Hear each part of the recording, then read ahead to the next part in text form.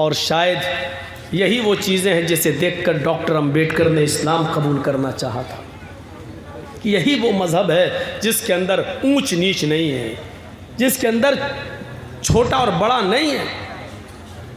वरना आप मनुस्मृति पढ़ के देख लें, हमारे हिंदू भाइयों की जो नाक कहलाती है किताब, उसको जब पढ़ेंगे तो ज़ात और बिरादरी को किस तरीके से खोखला किया गया और किस तरीके से बिरादराना तासुब पैदा किया गया। लिखा है कि ब्रह्मा जी ने अपने मुंह से ब्राह्मण को पैदा किया। मुंह सबसे ऊपर होता है ना, तो सबसे ऊपर जो ब्रह्मा का मुंह है उससे ब्राह्मण पैदा हुआ है। अपने हाथों से ब्रह्मा जी ने छत्री को, ठाकुर को पैदा किया है।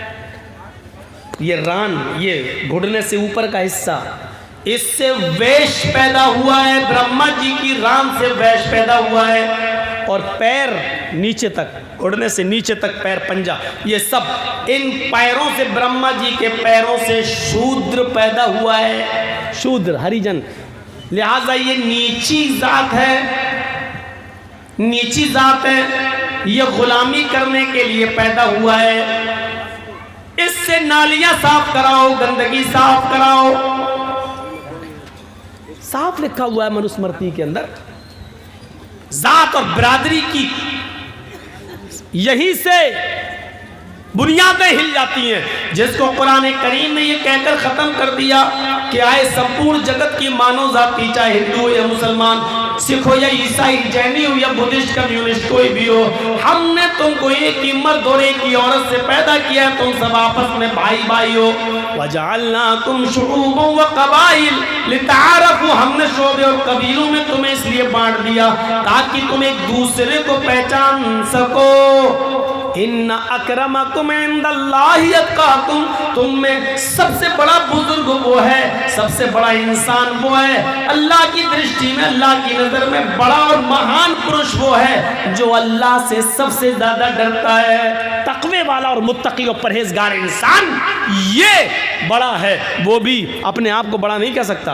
अगर जर्जी साहब 5 वक्त की नमाज पढ़ते हो और तहज्जुद की नमाज भी पाबंदी से पढ़ते हो, तो जर्जी साहब ये नहीं कह सकते कि मैं सबसे बड़ा हूँ इसलिए कि मैं अल्लाह से सबसे ज़्यादा डरता। ये तो अल्लाह ही को मालूम है कि तुम अल्लाह से कितना डरते हो।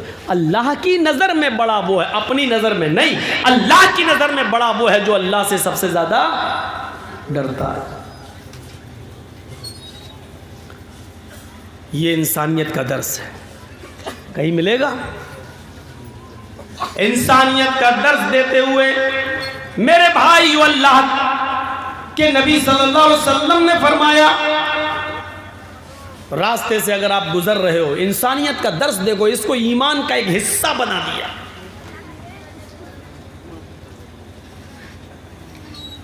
फरमाया अल ईमानु बिज़ुन व सबऊन शुअबतन फअफ़ज़लुहा क़ौलु ला इलाहा इल्लल्लाह व अदनाहा इमाततुल अज़ा अनित तरीक़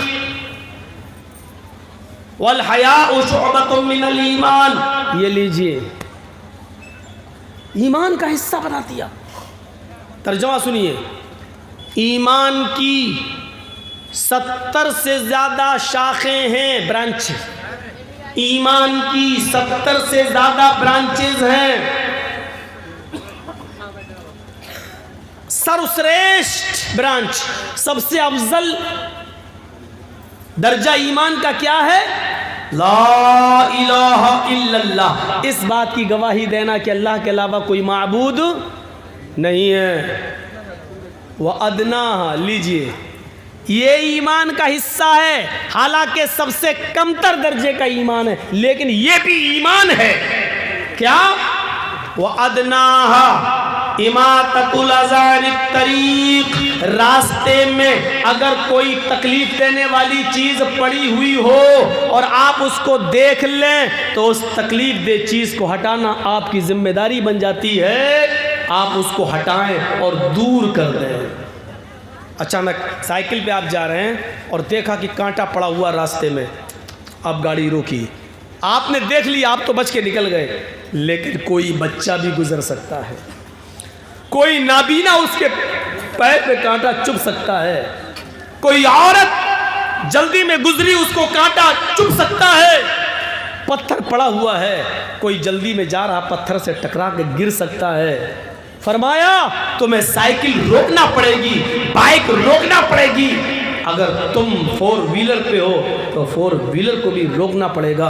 और उस तकलीफ दे चीज़ को, केले का छिलका हो, कांटा हो, पत्थर हो या कोई भी तकलीफ देने वाली चीज़ रास्ते में पड़ी है तो उसको आप हटाएं। ये ईमान का एक हिस्सा है। आप जानते हैं कि इस रास्ते से कोई मुसलमान नहीं गुजरेगा। मरे कोई यहूदी, ईसाई, हिंदू जाए, हमारे बाप का क्या जा रहा, टूटने दो दांत उसके। आप ये सोचकर नहीं गुजर सकते हैं, ये इंसानियत का तकाजा है। ये मत देखो कि गुजरने वाला यहूदी है या ईसाई है या हिंदू है या जैनी है या बुद्धिस्ट है। नहीं, तुम्हें वो हटाना होगा ताकि किसी इंसान को तकलीफ न पहुंचे।